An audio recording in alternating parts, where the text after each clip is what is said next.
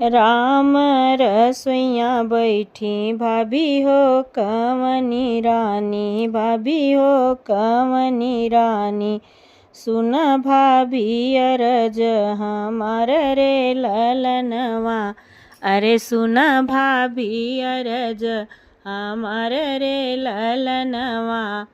हम त चले भाभी अपने ससुरवा, अरे अपने ससुरवा।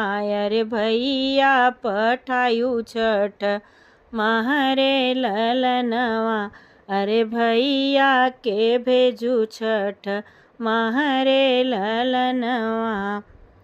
इतना बचन सुनी भाभी हो कवनी रानी, भाभी हो कवनी रानी।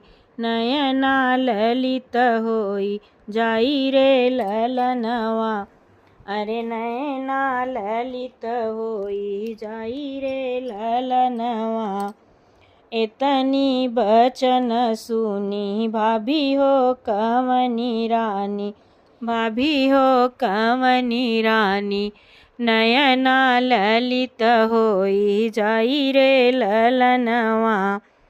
सवना भदवना के उमिड़ल नदिया, अरे उमिड़ल नदिया। अरे नाही जई है स्वामी हमार रे ललनवा, अरे नाही जई है स्वामी हमार रे ललनवा। सवना भदवना क उमिड़ल नदिया, अरे उमिड़ल नदिया। अरे नाही जई है स्वामी हमार रे ललनवा। इतना सुनत वही बेटी कवनी रानी, बेटी कवनी रानी। माता से बोली समझाई रे ललनवा, अरे माता से बोली समझाई रे ललनवा। इतना बचन सुनी बेटी हो कवनी रानी, इतना सुनत वही बेटी हो कवनी रानी। माता से बोली समझाई रे ललनवा।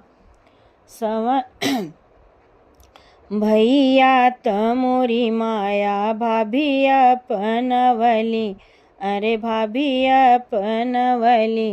अरे के लई है सुधिया हमार रे ललनवा, अरे के लई है सुधिया हमार रे ललनवा।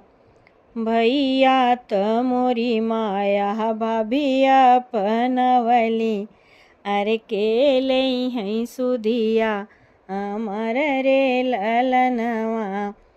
सुधिया तो लई है बेटी नौआ से बभना, अरे नौआ से बभना। अरे अवर उ बाबा तोहार रे ललनवा, अरे अवर उ बाबा तोहार रे ललनवा। सुधिया तलई है बेटी नौआ से बभना, अरे अवर उ बाबा तोहार रे ललनवा। जब तक मोरी बेटी बाबा के पैरुख, बाबा के पैरुख। अरे तब तक नई हर तोहार रे ललनवा, अरे तब तक नई हर तोहार रे ललनवा। जब तक मोरी बेटी बाबा के पैरुख, बाबा के पैरुख। अरे तब तक नई हर तोहार रे ललनवा, अरे तब तक नई हर तोहार रे ललनवा।